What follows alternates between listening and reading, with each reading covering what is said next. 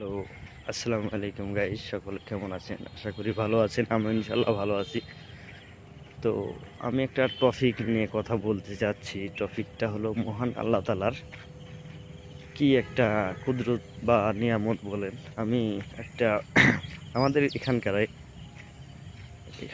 একটা আমাদের এখানকারাই তো একটা অনেক বড় লোকের ছেলে।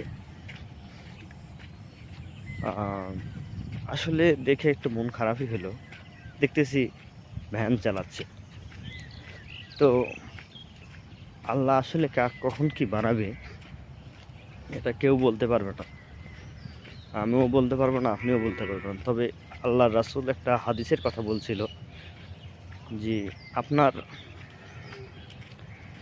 আপনার সামনে যে তাকে দেখেন না, আপনার পিছনে যাই, পিছনে গরিব লোক, তাদেরকে আপনি ফলো করেন, ইনশাল্লাহ আপনার সফলতা একদিন আসবে ইনশাল্লাহ।